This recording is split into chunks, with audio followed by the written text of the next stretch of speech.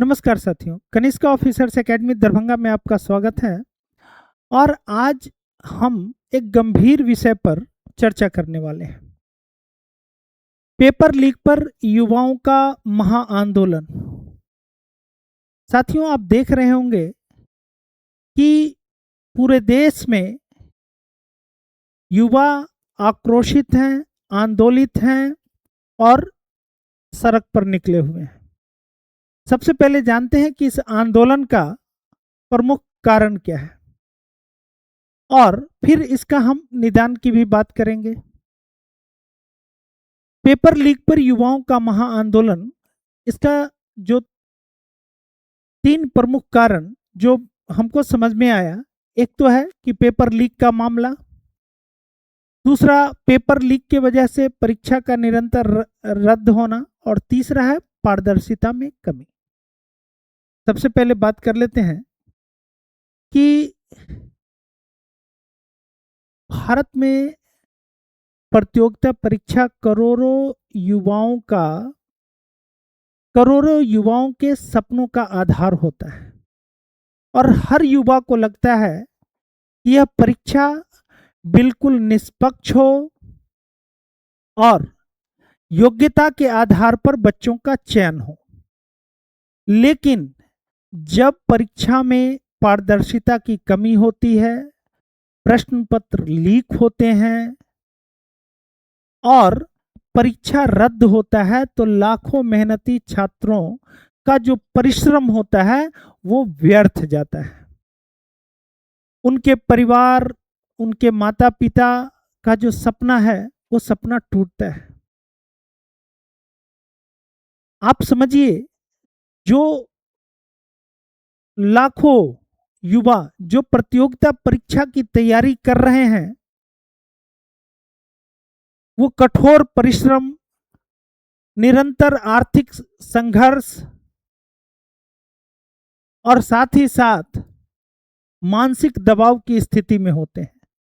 और जब इस तरह की घटनाएं घटित होती हैं कि पेपर लीक हो जाता है, तो उनकी मानसिक स्थिति आप समझ सकते हैं कि कितनी दयनीय हो जाती होगी। तो जो पहला कारण है वो है कि पेपर लीक, परीक्षा का निरंतर रद्द होना और पारदर्शिता में कमी। ये मामला अभी जो वर्तमान में चल रहा है वो नीट परीक्षा में हुए प्रश्न पत्र के लीक के कारण यह आंदोलन खड़ा हुआ, जिसमें कई छात्रों की जान चली गई, यानी वो आत्महत्या कर लिए। लोगों में यानी युवाओं में इस घटना को लेकर के आक्रोश का भाव जागृत हुआ और वहीं एक न्यायिक वक्तव्य आता है सीजेआई के द्वारा। हालांकि वक्तव्य का संदर्भ कुछ और होता है, लेकिन उस संदर्भ को छोड़ करके केवल एक शब्द उठा लिया जाता है, वो शब्द होता है कॉकरोच। कॉकरोच। सीजेआई का बयान का संदर्भ अलग था। उनका संदर्भ ये था कि आज बहुत सारे लोग ऐसे हैं जो आप देख सकते हैं कि एक्टिविस्ट बन गए हैं, पत्रकार बन गए हैं और लगातार हर विषय को सुप्रीम कोर्ट, हाई कोर्ट में लेकर के चले जाते हैं। तो उनके ऊपर किया गया टिप्पणी था। लेकिन ये ये कॉकरोच शब्द, अब देखिए, ये सोशल मीडिया का दौर है, ये डिजिटल इंडिया है, और वहां से केवल एक शब्द एडिट करके और यह कहा जाता है कि सुप्रीम कोर्ट के जो सीजेआई हैं वो बेरोजगारों को कॉकरोच शब्द से संबोधित करते हैं। लेकिन जबकि एक्चुअली में ये था कि वो अलग संदर्भ में कहा गया था। और जब यह मामला कॉकरोच शब्द प्रकाश में आता है, तो अमेरिका में बैठा हुआ एक व्यक्ति एक व्यंग्यात्मक एक पेज बनाता है और उस पेज पर एक पार्टी खड़ा कर देता है जिसका नाम है कॉकरोच जनता पार्टी। कॉकरोच जनता पार्टी। और यह काम कॉकरोच जनता पार्टी कौन बनाया? अभिजीत दीपके।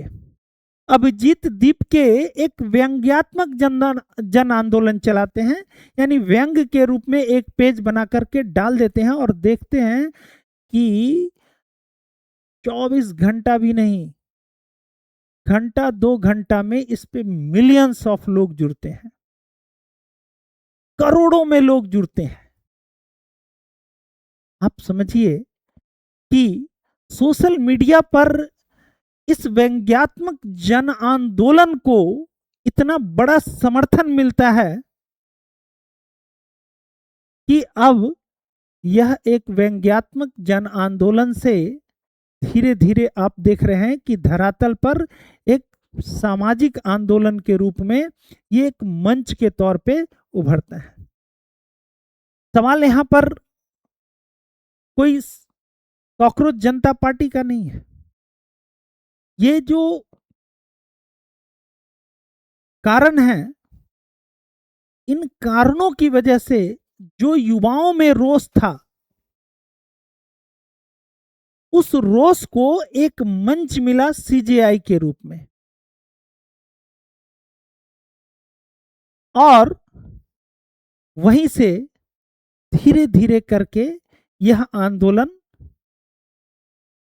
संगठित होता चला गया और वर्तमान में आप देख रहे होंगे कि यह आंदोलन अब उग्र भी हो रहा है।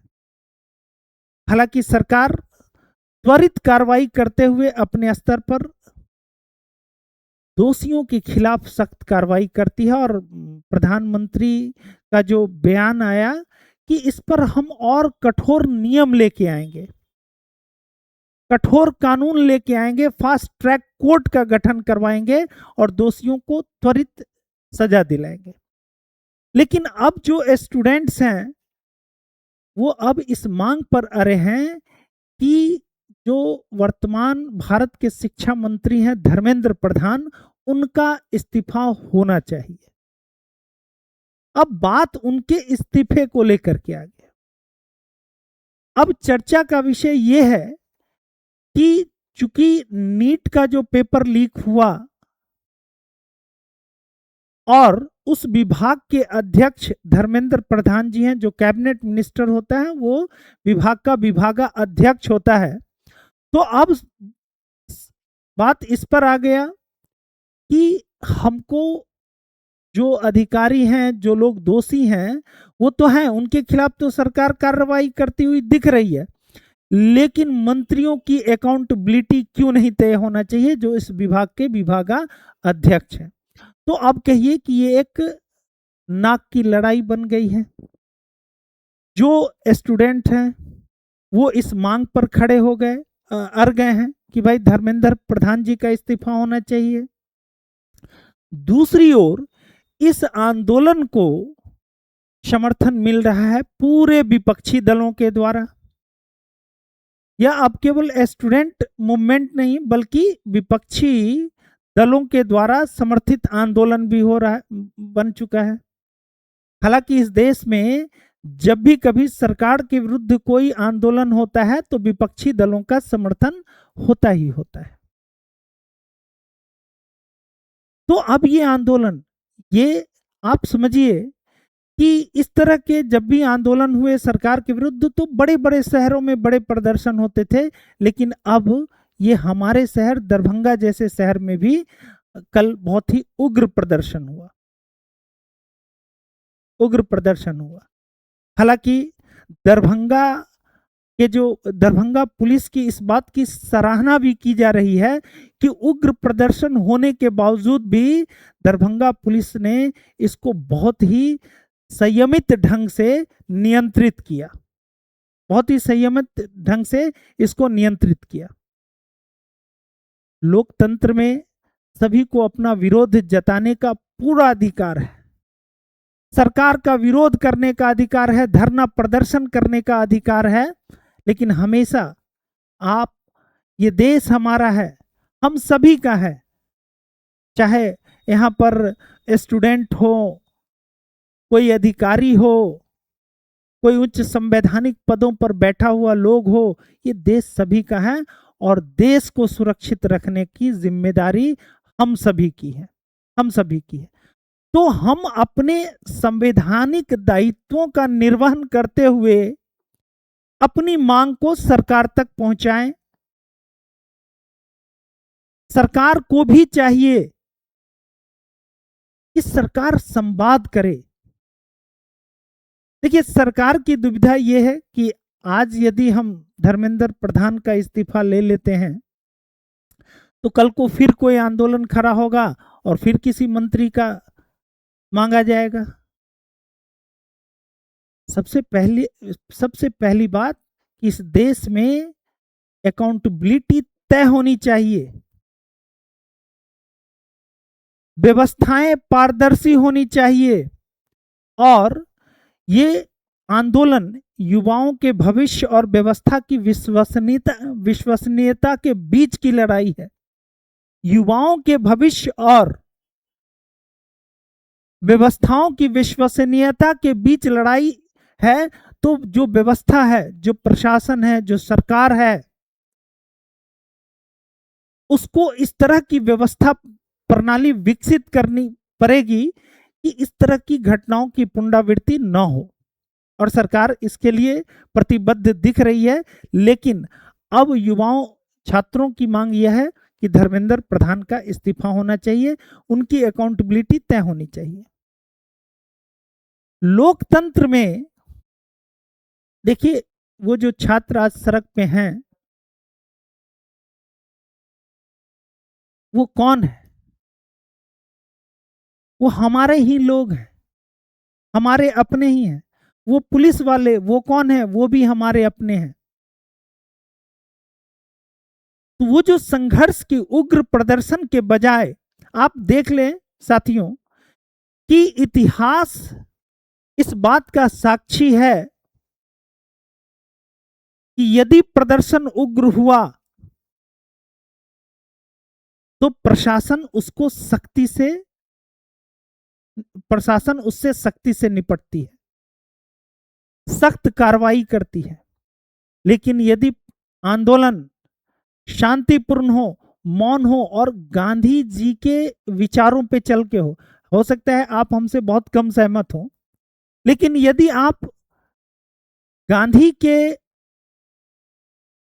व्यक्तित्व से परिचित हो और इतिहास का थोड़ा बहुत भी समझ हो, तो आप एक चीज समझ सकते हैं और सीख सकते हैं कि गांधी जी के जितने भी आंदोलन हुए वो अहिंसक तरीके से हुए, और जितना भी सरकार के द्वारा उस आंदोलन पर बर्बरतापूर्ण कार्रवाई की गई, उतना ही दबाव सरकार के ऊपर बढ़ा। ये तो उस समय की बात है जब हम अंग्रेजों के गुलाम थे, लेकिन आज हम स्वतंत्र भारत में रहते हैं।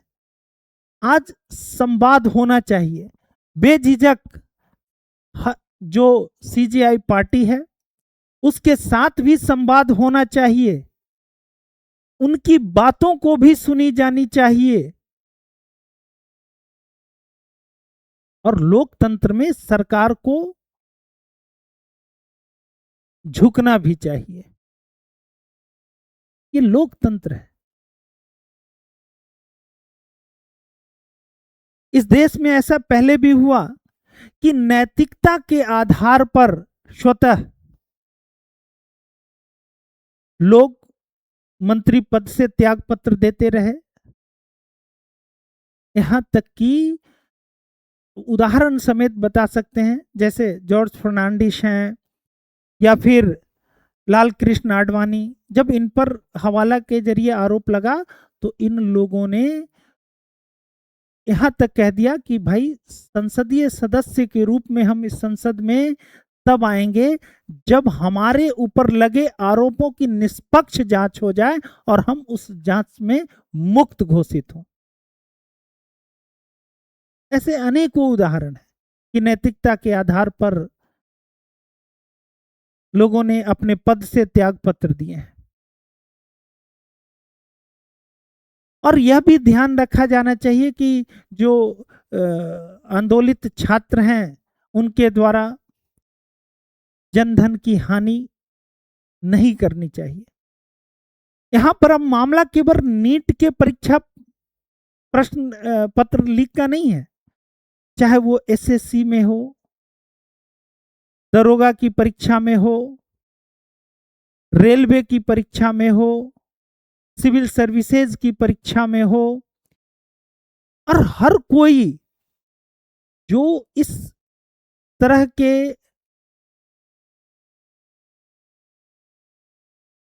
भ्रष्टाचार से त्रस्त छात्र थे, जो भड़े बैठे थे, वो आज इस आंदोलन में शामिल है। आज वो इस आंदोलन में शामिल है। देखिए, न्यायिक वक्तव्य से ये मामला शुरू होता है, वहां से संदर्भ कुछ और होता है, लेकिन कॉकरोच शब्द को लेकर के पूरे देश में एक नैरेटिव सेट हो जाता है कि भाई बेरोजगारों को कॉकरोच कहा गया, जबकि ऐसा नहीं था। लेकिन हमेशा यह बात ध्यान देने योग्य है कि उच्च संवैधानिक पदों पर बैठे हुए लोग का एक शब्द भी किस तरह का प्रभाव डालता है जनमानस पे, इसका आप एक उदाहरण देख सकते हैं।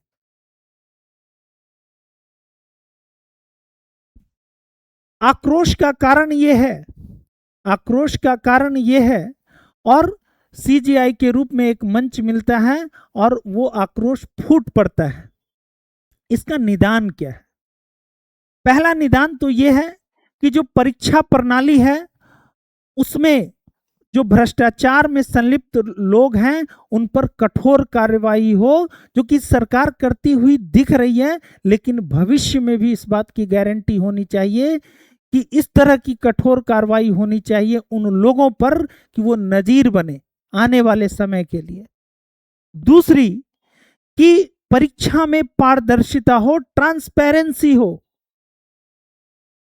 जो मेहनती छात्र हैं वो योग्यता के आधार पर चुन के जाएं, न कि धन बल के आधार पर उनका चयन हो।